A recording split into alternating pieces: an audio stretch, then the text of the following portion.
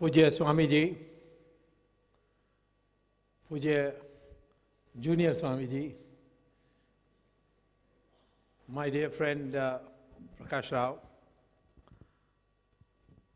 and devotees of this great ashram and mutt, I thank you very much for this opportunity to speak a few words about we as Hindus.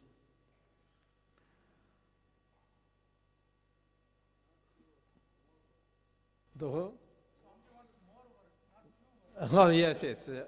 Well, by my professor's standards, it's few words, but in terms of testing the patience, I will send it. Thank you, Swamiji, for your command. I'll certainly obey it. We are an extraordinary civilization. The world history has recorded 46 civilizations, of which 45 have disappeared. Greek civilization, Roman civilization, Egyptian Pharaoh civilization, Mesopotamia, Babylon, Zoroastrian, Iran, so on. But the 46th, which is the longest civilization, has survived everything, and that is the Hindu civilization of India.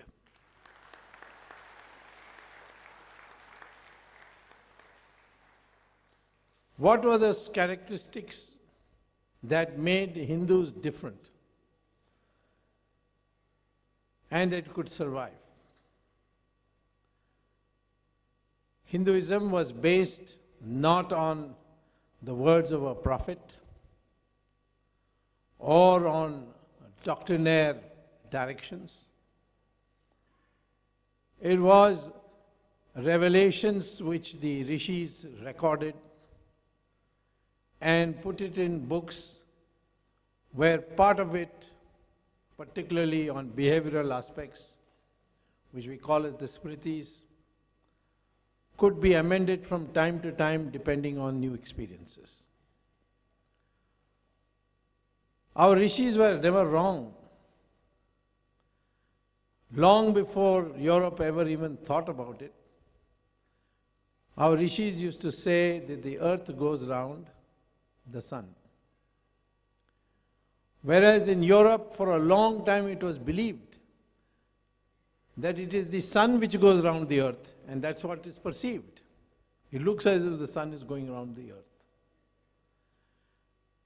And Galileo made bold to say that's not so, that his researches show that it is the earth which goes round the sun. A poor man had to go to jail, was tortured, and ultimately had to recant. So therefore, this scientific approach of Hinduism, of looking at the reality and then translating it into theory, it is that which has kept it vibrant. And throughout our centuries, it is the Swamijis and the sadhus and the sannyasis who have kept this religion alive. And that is why we have two parts to our religion: the religious precepts and the behavioral aspects, which we call as Hindutva. Hindutva means Hinduness, by which we mean the way we behave towards our elders, the way we behave to our sadhus and sannyasis, the way we behave towards our wives, or our wives towards the husbands, father to the son, father to the mother. These relationships that constitute Hindutva is unique. And it is that which has kept the fabric alive. While the world is seeing increasingly nuclear families where people forget their parents, forget their brothers and sisters, here it's an interlocking arrangement which always can be relied on in moments of crisis. So even though in our country we don't have social security, state protection, insurance, The society survives because of this interlocking arrangements in every family. So, therefore, Hinduism's first principle is it's a vibrant religion which relates to reality. Hinduism does not have a prophet, as I said, as Christianity does, as Islam does. It doesn't have a book. In fact, we have many books, and they vary in their abstraction. And at the same time, we don't have a temple or a church or a mosque. And it is in the districts, every district you will find these sadhus and sannyasis keeping the religion alive and kept it throughout. I was once asked by a Saudi Arabian who was studying religious histories of the world. He asked me, what is the secret of Hinduism that it has survived so long despite all the onslaughts? So I told him that by onslaughts you mean the Islamic onslaught and the Christian onslaught through the British. He said, yes. For us Muslims, what is puzzling is that every other country that we conquered, we were able to convert it to 100% Muslim or got wiped out. But in your country, and he gave me examples of countries which got converted. Iran, Zoroastrian country, got converted to 100% Islam. Mesopotamia, Babylon, which now become Iraq, Egypt. Europe was converted to Islam, to Christianity in 5 decades. But here there were 800 years of Islamic rule, 200 years of Christian rule through the British.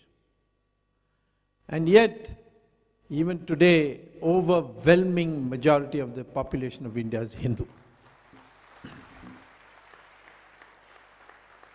Credit goes to the faith of the people and the Swamijis who devoted their life.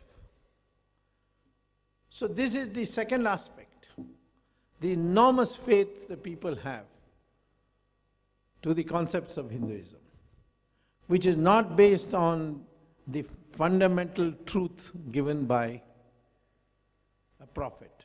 And that is why, because we don't have a prophet, the prophet, and a book, it's impossible for a Hindu to be a fundamentalist. Because there's so many interpretations available. There's room for interpretations, room for discussion. Adi Shankara can come and give a total different perspective, and we'll accommodate it. And the third reason why Hinduism has survived so long is the social structure, which of course has got ossified recently over the last, say, 1,000 years. But the social structure was based on decentralization of power. As the two great rishis, Bhrigu and Bhardwaja, discussed this, Rishi Bhrigu felt that the sources of power are 4: knowledge, weapons, wealth, and land. And these should be decentralized and not in hands of one person.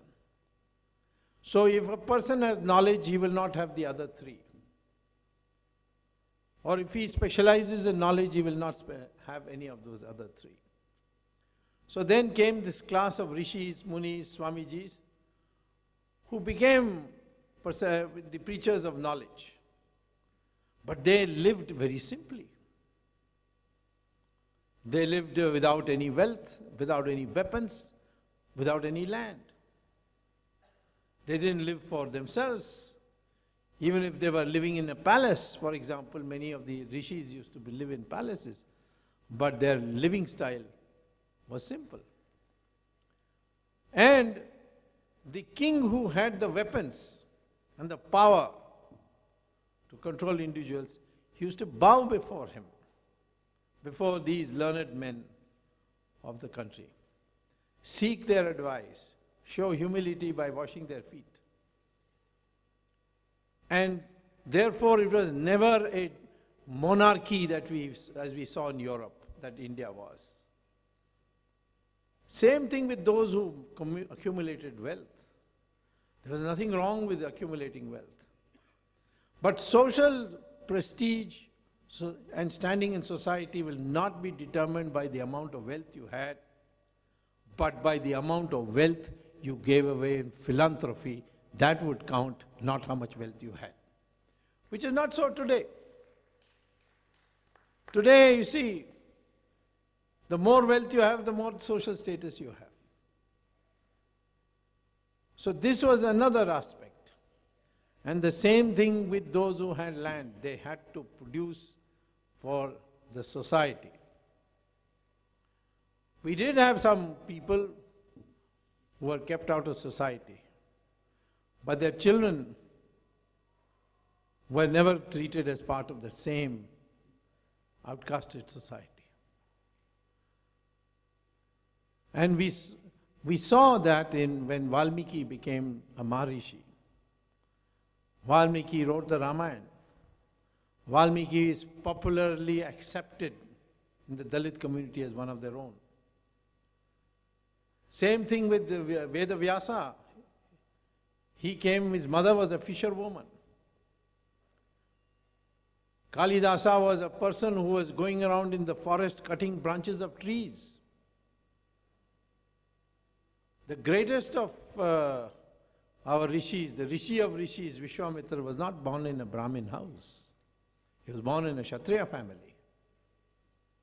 And he rose to such great heights that even the gods were scared of him. He even almost invented a parallel universe because the gods wouldn't let him entry. And ultimately, they acceded. So, and of course, if a Brahmin qualified to be a Brahmin breaks the law, he would be punished. And the Brahmins would not stand up for him. Ravan was a Brahmin. I don't know how many people know that Ravan was a Brahmin. He was born in the outskirts of Delhi in an area which is now called Noida. His wife Mandodari was from Meerut. I'm saying this to you that because Mr. Karunanidhi and his friends think that Ravan was a Dravidian belonging to Tamil Nadu and to the backward classes. Ravan was a Brahmin, went to Kailash, and Lord Shiva gave him a boon which he used to remove Kuber and occupy Sri Lanka. And when he broke the law by kidnapping Sita, he was then punished, killed by a Kshatriya. And all the Brahmins of India and all the people, all the Hindus of India worship him, Rama. So this was the way this society was structured, and that's why it has lasted so long. Now we are under a new siege. Today the Hindus are under a siege. And we as Hindus have to address this problem. We are under the siege of conversions. If any individual wants to convert away from Hinduism to another religion, no one will stop him. But if it is induced, if it is collective, it is for political gain, then we will oppose it. But there are powerful people who have come. And they have targeted many of our sadhus and sannyasis who have been subject to false cases. Take the Shankaracharya of Kanchi. He was accused of nothing less than a murder charge. Although he's been acquitted by the lowest court in a criminal trial, the Sessions Court, he has been freed from the conviction by the lowest court, When his bail application came before the Supreme Court said, we cannot quash this case even though we see no evidence of it whatsoever, and gave him bail. The Shankaracharya of Kanchi, one of the 5 Shankaracharyas that we all recognize, he is being arrested for a charge of murder and put in jail, and it takes 9 years to clear his name. What is that force which is behind it? Whatever that force is, this is something we have to worry about. We also are facing another new problem, and we are not learning from those who have faced this problem and suffered. And that is the problem of materialism. Materialism means acquisition of wealth for its own sake. Does it produce happiness? Obviously not. Because wherever I go, the ashram here, or Sri Ravi Shankar's, or Swami Dayanand Saraswati's, I see large number of Westerners there. I've asked them, what brings you here? And they're all very well-to-do people. Some of them are millionaires. And they all tell me only one thing, that yes, we have achieved whatever we can in the material world, but we are not happy. And we know that here in India, through the Hindu principles, not religious principles, but logical principles, we will be able to find that happiness. There are people who have gone to the extreme of even converting to Hinduism. They are welcome. Hinduism, you don't need any conversion ceremony. You have to just say, I'm a Hindu. You are a Hindu from the next moment. But there was a film actress called Julia Roberts, about whom you can read in the Google. She was an accomplished actress, recipient of many Oscars. She came to India, went to an ashram, and said to the Swamiji there the same thing, that I have everything I want, materially, but I'm not happy. And I want to learn how to be happy. She spent some time in the ashram, returned back to the United States, called a press conference, and declared that she and her whole family had converted to Hinduism.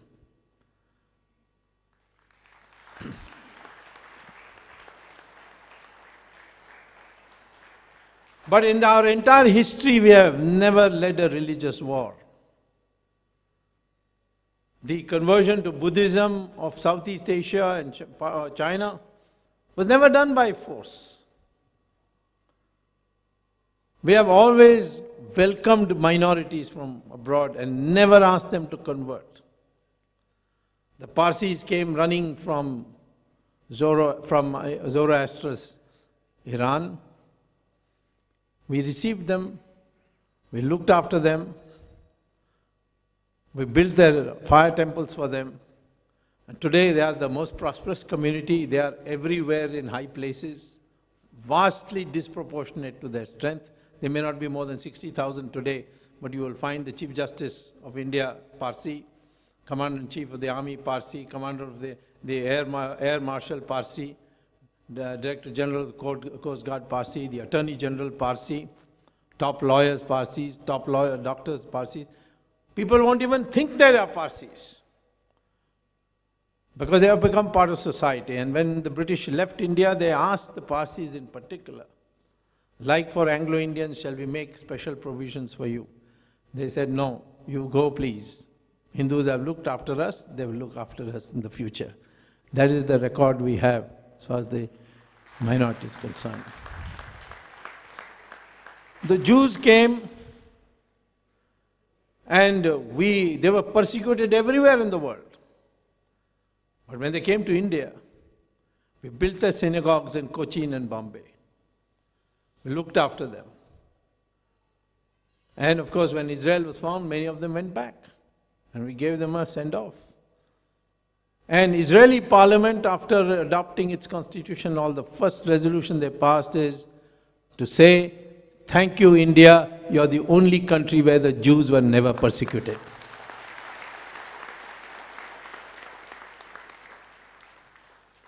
In this context, I want to say that the Hindus are facing a special problem, and that is the question of Islam. We have no quarrel with Islam. In fact, when the first Islamic group came the Arabs came to Kerala, we not only received them, but we got them married to our family members. And therefore they were called Mapillai, which the English couldn't pronounce, so they called it Mopla. So the first time they came, we received them the same way we received Jews, we received the Parsis, and we received them with the same warmth. But Islam has a very clear ideology, which we have to come to grips with. Where they are in majority, they don't tolerate any minorities. Saudi Arabia, large number of Hindus are there as workmen. They will not let our Hindus build temples there. They will not let them celebrate Diwali. They will not let them even celebrate Satyanarayan Puja inside their houses. They will not even let a workman carry Ramchandraji's photo in his pocket. That's Saudi Arabia's theology. I'm not quarreling with it. But it's a reality. In India, the Islamic community is against uniform civil code. But they don't oppose it in Australia. They accept uniform civil code in Australia, in the United States. Why they accept it there but not in India? Because as Muhammad very clearly says in Hadith, was quoted as saying in Hadith, where the Muslim is in a minority but the majority is amorphous, it is soft, there it is the duty of the Muslim to go and demand more and more and more. So therefore, India is a soft majority. In Australia, it's not a soft majority. In fact, one Imam had once said that he was not happy with the Uniform Civil Code of Australia. He wanted Shariat. And the Australian Prime Minister next day issued a statement that if you want the Shariat, please go for another country because Australia will never agree. And the following day, all Muslim organizations issued resolutions condemning the Imam as saying he doesn't represent the Islamic community. We are quite happy with the Uniform Civil Code. But in India, they made it an issue. I also find that in parts of India where Muslims are in majority, the Hindu treatment to Hindu is terrible. Kashmir, 500,000 Hindus have been driven out. Internationally, they will talk about all kinds of things, but they will not talk about this particular thing. 500,000 Hindus have been driven out of their homes who are original Kashmiris, and they are living in refugee camps. In Malappuram, no Hindu is allowed to sell property to another Hindu. He can sell to a non-Hindu, but not to a Muslim, but not to another. So wherever we find in India, Muslims in majority, the same collective mind is shown. I don't blame them. Their mind is clear. I'm telling the Hindus, your mind is not clear. You are a confused lot.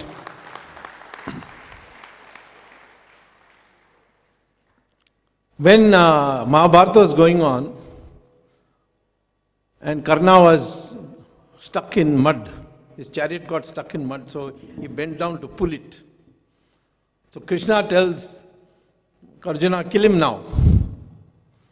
So Arjuna says, I am a Kshatriya, how can I kill a man who is bending down to, totally unarmed? Then Krishna says, where was your morality when your wife's sari was being pulled off? This is the time when you have to even out, you must kill him. When Ram hid behind a tree and killed Bali, Bali, before dying, said to Ram, call yourself a Maryada Purushottam, and you have killed me by hiding behind a tree? Should have come before me and had a regular battle. I would have had respect for you. I would have died happily. But you hid behind a tree. Where is your morality, Maryada Purushottam? So Ram explains to him, who are you to give me lectures on morality? You stole Sugriva's wife. You stole his kingdom. Morality is between two moral people. It is never between an immoral person and a moral person.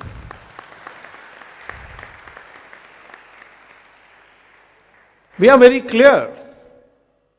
In times of peace, total morality. But if war is imposed, then the defense of the country becomes extremely important. Today, I am concerned that this country, which is tradition, its continuing civilization is Hindu, where we respect all religions. We have demonstrated that. We do not say that you should accept our culture. But at the same time, we assume that that all communities will work towards respecting each other's culture.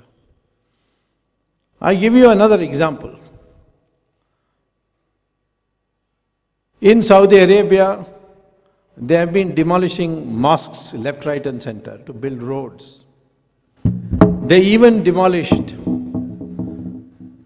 Bilal Masjid in Makkah, where Muhammad used to read namaz. So some archaeologists said that at least Bilal Masjid can be saved. The Saudi Arabian government was planning to build a palace for the king. And this was in the way, so they demolished it. So the Saudi Arabian government formally said that those who say that this mosque should be saved because it was where Muhammad read his namaz are actually victims of idol worship. And those who do that will be prosecuted under the Shariat. And they went ahead. I myself confirmed this by talking to the Saudi Arabian ambassador, that do you demolish masjid? He said yes. Why? He said because masjid is a facilitation center for reading namaz. Namaz can be read anywhere. The constitutional bench of the Indian Supreme Court has said exactly the same thing in 1994.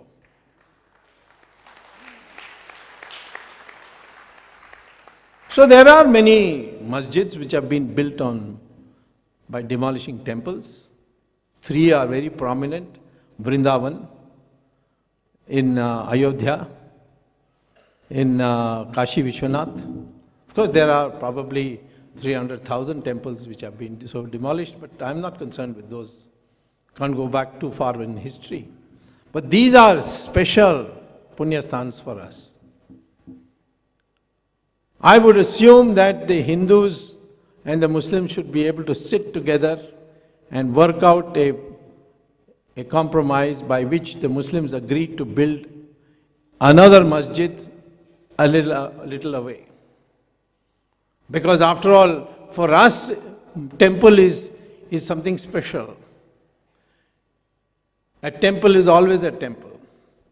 When I was law minister, this matter came to me when a Nataraja statue, which a farmer had accidentally discovered while ploughing, and so he dug up the ground and he brought out this Nataraja statue, in the Tandav pose, the great dancing Nataraja, and he showed it to everybody. It was from a temple which was in disuse in Tanjavur. Some touts came to know, they came to this farmer and said, we'll give you 25,000 rupees for this. Will you sell it to us? So he said, I don't know where to keep it, so take it. 25,000 is a lot of money. I'm now talking about 1974 or 75 when it happened. The matter came to me in 1990 because the touts went to England and sold it to an auctioneer. And an auction was going to take place in 1990.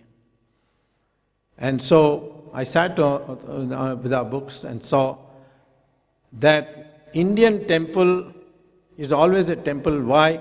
Because we do Prana Pratishtha Puja. Prana Pratishtha Puja means the Lord enters the idol. And once the Lord enters the idol, He becomes the owner of the temple. We can be trustees, but we cannot be owners. Nobody can be owner of a temple. It's the Lord who is the owner. And therefore, forever it is a temple. And this is the argument we moved in the House of Lords in England. It's a judgment is there. 1991 judgment. Where the House of Lords has said, return. Because the auctioneers said, we bought it for 25,000. And it is ours. No one was worshipping it. It was lying under the ground. And therefore, we have a right to sell it. It's our right. But the court held, maybe the temple is in disuse. But once the Prana Pratishtha Puja has been completed, whether the idol is being worshipped or not, whether the bhaktas are going to the temple or not, it shall always remain a temple, and therefore return the Nataraja statue to the temple. So there you are. If that is so, then Vrindavan temple will always be a temple. If that is so, then Ayodhya temple will always be a temple. And so will be the Kashi Vishwanath temple. I think here, an assertive Indian, I am not calling for any unauthorized action. I am saying a legitimate government has a right to take this up and see to it that a compromise is worked out. And I am 100% certain that when a compromise is attempted, the government, the Muslim community would be ready. I tried it as a law minister. We came very close to an agreement. But unfortunately, our government fell, and the successor Narasimha Rao government could not stop the mobs from unauthorizedly breaking the masjid. So I am pointing out to you this because today a Hindu mindset is essential for keeping our culture continuing to exist. And a Hindu mindset is not aimed at anybody else. It's aimed at improving yourself. The caste system, the Varna system has become out of date. It is not possible, according to me, to reform it. We should now forget about it and treat ourselves as nothing but Hindus, Hindus first and Hindus last, as far as our religion is concerned.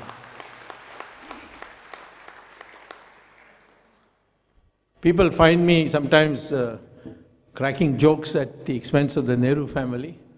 But these are jokes. But I would like to crack one joke with the permission of Swamiji. Dr. Ambedkar was from the scheduled caste community. He went to Columbia University in 1916.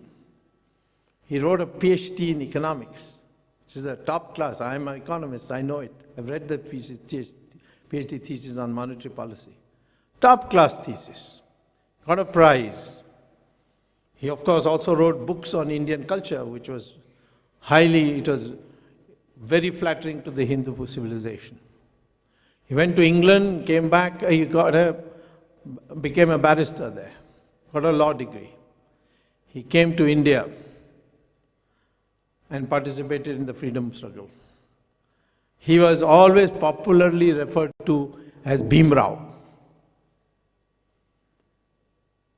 Nehru, born in a well-to-do family, went to England. He just about graduated. They have a gentleman degree which he got. But when he came back, people referred to him as Pandit Ji. I think it would have been more appropriate to refer to Dr. Ambedkar as Pandit Ji and Pandit Ji as Jawaharlal. These are what the caste ossification has done. So now we must regard ourselves as a Hindu. For a oneness of a country, we must know the true history. This whole history of Aryan Dravidians is bogus. Because DNA studies on genetics has now proved that we are all one people. Even the people in Arunachal, they may have Chinese components in their race, but they are predominantly, their DNA is ours. So we are one people, whether we are a Brahmin or we are a scheduled caste, we have the same DNA. Whether we are North Indian, South Indian, we have the same DNA. West Indian or East Indian, the same DNA. I would challenge anyone who says that we are different to come to me for a test on DNA. I will show it. So when we are one people, why should we divide ourselves? Even Muslims and Hindus have the same DNA, which means that most Muslims are, or more overwhelming, maybe 99.9% of the Muslims are of Hindu ancestry. They are descended from Hindus. Therefore, they become part of the family. They were the large Hindustan family. So therefore, we need to have not only to know and feel as a Indian, as a Hindu, but we must also know our history, the correct history. The history of valor, fighting. That we have this tradition, discovery, create the biggest economic miracle 1,000 years ago, for which people from all over the world came. Scientific discoveries, mathematics. What didn't we have, we did not discover? That was in the advanced frontiers in those days. So therefore, knowing Indian history is necessary. Now, for a scientific reason, I think what is necessary is slowly accepting that all of us must not only know our mother tongue, but we must also learn Sanskrit. That is a necessity for our science. I say science because, as Google, if you go to Google again, you will know, NASA conducted a study, how to store knowledge in a computer. And after 20 years, research came to the conclusion that the most computer-friendly language is Sanskrit, and therefore artificial intelligence will be taught with Sanskrit as compulsory language. We don't have to immediately go to Sanskrit as an official language, but we can certainly go on Sanskritizing the vocabulary of Hindi and ultimately making it into Sanskrit, just as way Adi Shankara Sanskritized Pali, and ultimately Pali became Sanskrit. So I think we have a huge task ahead, because forces are at work to divide us on a variety of things, to take us away from our roots. And we have to be safeguard against them. I'm not saying we close our windows, we must keep them open. But we must be so strong in our posture that nobody can make us bend. We may be faced with a major conflagration because the speed with which Taliban is gaining ground in Pakistan and therefore in Afghanistan, and their declared objective that India is an unfinished chapter of Islamic history. We may have to face a war for which unity would be necessary. And therefore I would say today, I salute all the sadhus and sannyasis of India who have, without any government assistance, have built and maintained this great religion. You can see, even in the structures here, I'm amazed that if without any government help you can do so much. What the government with the help of the sadhus and sannyasis can do. We have always been guided spiritually, whether it's the Vijayanagara Empire, it was the Shringeri Acharya, whether it is Shivaji, or whether it was any other of these great men of our history, they were guided. And they are people who have lived simple lives. I was always puzzled by,